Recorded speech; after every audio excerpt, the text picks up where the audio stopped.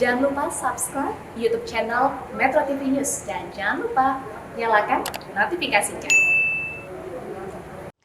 Penyidik Polda Metro Jaya telah menetapkan Gisela Anastasia alias Gisel sebagai tersangka dalam kasus video asusila yang beredar di media sosial beberapa waktu lalu.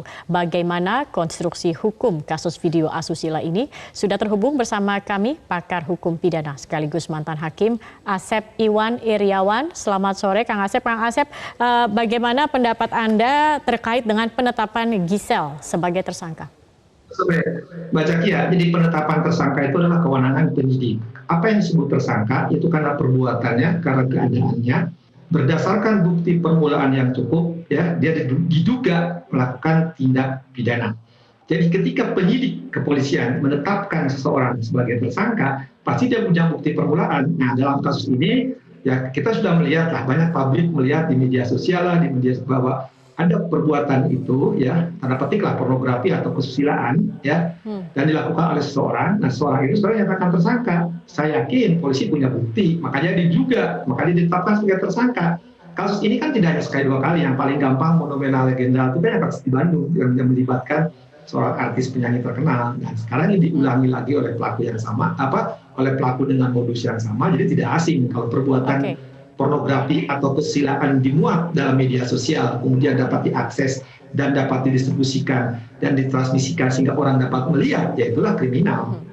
Baik, ada yang memberatkan bagi tersangka begitu. Tapi kalau Anda melihat kondisinya, apa sebenarnya kondisi yang memberatkan bagi Gisel maupun juga tersangka lain MYD? Ya, satu bagi yang melakukan perbuatan itu jelas kan dia mempertontonkan pornografi, ya dalam tanda petik ya pornografi dan atau kesusilaan. Kemudian juga ini kan diunggah, diupload oleh pelaku-pelaku lain. Jadi ada pelaku-pelaku lain yang mendistribusikan atau mentransmisikan untuk dapat diakses. Sama kena undang-undangnya tentang undang-undang pornografi dan atau undang-undang tentang IT kesusilaan. Jadi ketika orang misalkan si A melakukan perbuatan dan tersangka sekarang seorang wanita itu melakukan perbuatan dan perbuatan itu diupload oleh kita misalkan sampai kepada yang lain, ya bisa kena. Baik, terkait dengan undang-undang pornografi ini kan Gisel disangkakan melanggar pasal 4 ayat 1 junto pasal 29 atau pasal 8 undang-undang tentang pornografi begitu Kang Asep. Di sini dikatakan setiap orang dilarang memproduksi, membuat, memperbanyak. Tapi kalau melihat misalnya ini misalnya tujuannya untuk hanya untuk dokumentasi pribadi, namun kemudian disebarkan oleh orang lain.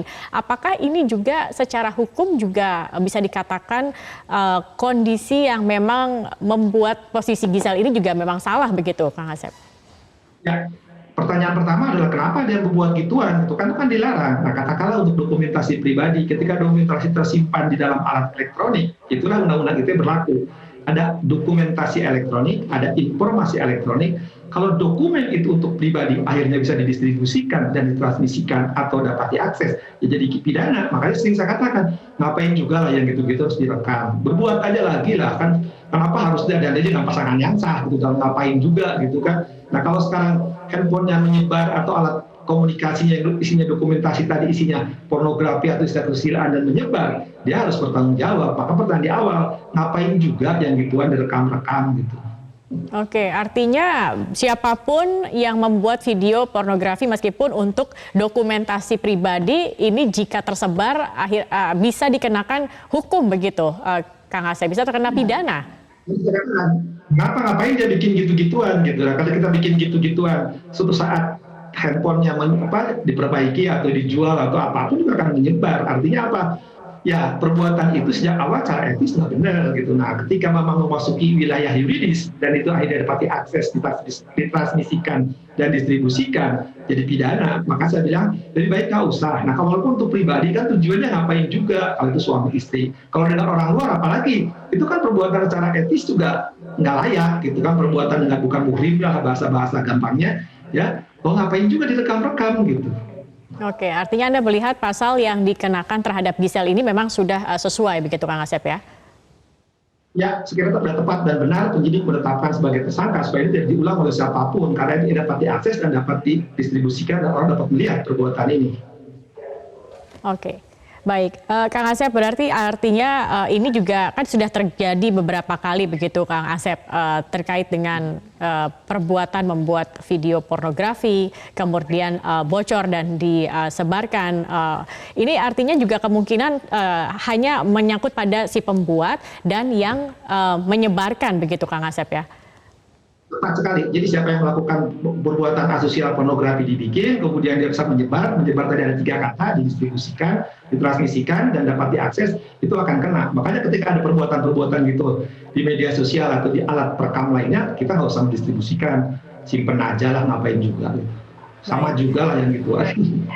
Baik, Kang Asep, tapi ada tidak hal yang bisa meringankan dari Gisel ini?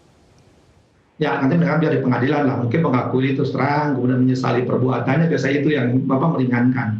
Tapi kalau diulangi lagi ya ngapain juga gitu. Oke, baik.